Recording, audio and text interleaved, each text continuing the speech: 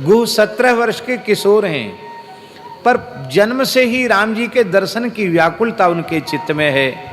मन में सोचते हैं कि अब हम चलेंगे तो कैसे, राम जी को कुछ न कुछ तो भेंट लेके चलना पड़ेगा, खाली हाथ चलना अच्छा नहीं है। तब उन्होंने क्या किया कि चिंतन करते हैं कि हमसे 5 साल छोटे हैं राम जी, तो राम जी कैसे होंगे, राम जी के चरण कितने बड़े होंगे। तो भाव से अनुमान करके श्री राम जी के लिए जूतियां बनाई हैं, लक्ष्मण जी के लिए, भरत शत्रुघ्न के लिए भी सुंदर सुकोमल मृगचर्म की जूतियां बनाई हैं, और जूती बनाई हैं और सुंदर बाण बनाए हैं। एक तरकस बनाया है, बांस की खपचियों को रंग करके सुंदर तरकस बनाया, जूतियां बनाई, और इन जूतियों को, तरकस को और कुछ बाणों को एक बांस की डलिया में, जंगली लोग बढ़िया रंग लेते हैं, उनको रंग करके चित्रकारी करके उसको सिर पे रखे हुए बालक गुह वहाँ प्रथम राम दर्शन के लिए व्याकुल हो रहे हैं। अपार जन समूह सामने उपस्थित है। जैसे ही राम जी का रथ आगे आया, अब शरीर पर कोई वस्त्र नहीं है इस निषाद बालक के, 17 वर्ष की आयु है, शरीर पर एक फटी पुरानी सी लंगोटी जैसी, चिथड़ा जैसा कुछ लगा हुआ है, और कोई शरीर पर वस्त्र नहीं है, चर्म से शरीर को ढक रखा है।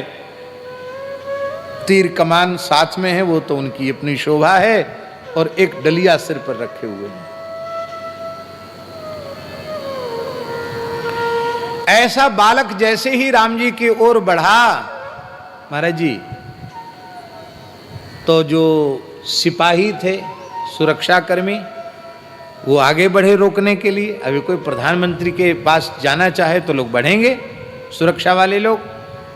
तो लाल जी के रथ की ओर ये कौन है, ये भागा जा रहा है, इसके धनुष भी है, तरकस भी है, और कुछ सिर पे पता नहीं क्या रखे है। तो सिपाही बेत्रों की वर्षा करने लगे, लेकिन उसे होश ही नहीं है, उसकी संपूर्ण वृत्ति श्री राम जी के स्वरूप में, नाम में लगी हुई है। वो भीड़ को चीरता हुआ आगे बढ़ रहा है।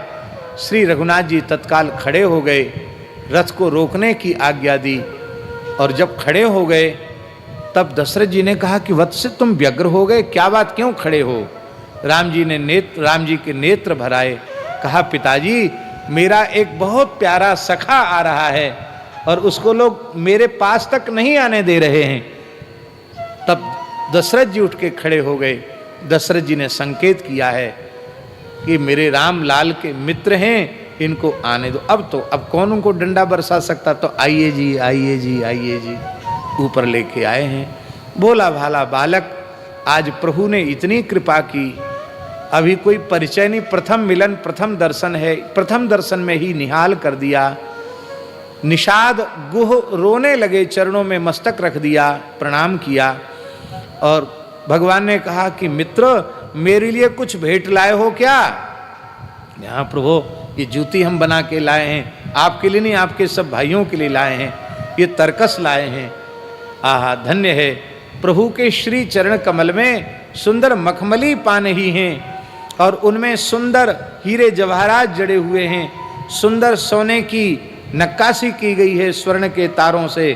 प्रभु ने वह सुकोमल जूतियां अपने चरणों से उतार दी, और उसकी भाव से बनाई हुई जूती अपने चरण में धारण की। अपना स्वर्णमय तरकस जो रत्न जटित था उसको उतार कर अलग पथरा दिया, और बांस की खपचियों से बना हुआ तरकस बांध लिया, बाण रख लिए, और कहा मित्र देखो एक तुमसे अशिष्टता हो रही है। कहा हम तो जानते नहीं, गांवड़े के आदमी हैं, कुछ नहीं जानते हैं। देखो एक गुरुजी हमारे ऊपर बैठे हैं, उनको यहीं से प्रणाम करो, ये मेरे पूज्य पिताजी हैं, इनको प्रणाम करो।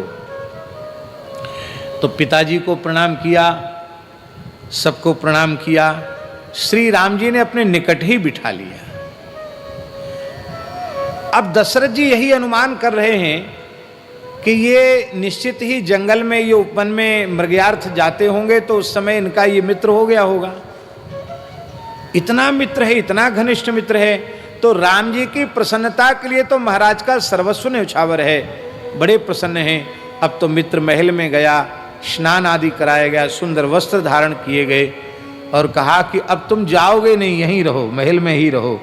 राम जी के साथ तुम मृगयार्थ जंगल में जाओगे, इनके प्रधान सुरक्षा कर्मी तुमको हम बना देते हैं। प्रधान सुरक्षा में गुह को रखा है।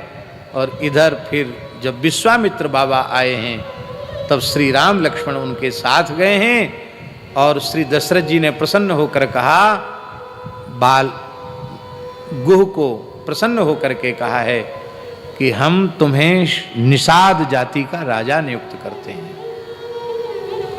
श्रृंगवेरपुर का राजा नियुक्त करते हैं, तुम निषादों के राजा हुए। तो दशरथ जी ने उपहार स्वरूप में इनको निषाद राज बनाया है। और इसका संकेत श्रीमद् वाल्मीकि रामायण में तब प्राप्त होता है जब भगवान श्री राम श्रृंगवेरपुर पधारते हैं तो निषाद राज पूरी स्वागत सामग्री लेकर प्रभु के सामने आते हैं। तो भगवान बोले, मैं वनवास के नियम में हूँ, इसलिए किसी की स्वागत सामग्री को स्वीकार नहीं कर सकता, किंतु मेरे पिता का तुम्हारे प्रति बड़ा उपकार है और ये जो अश्व है ना, मेरे पिता के बड़े प्रिय अश्व हैं, तुम यह जो कुछ फल फूल लाए हो इन अश्वों को अर्पित कर दो, इससे तुम्हारा सत्कार हो जाएगा और मेरे पिताजी के अश्वों का सत्कार मेरे पिताजी का ही सत्कार होगा और इस तरह से तुम उनके प्रति अपनी कृतज्ञता ज्ञापित कर सकते हो। पिता का सम्मान ही मेरा सम्मान है।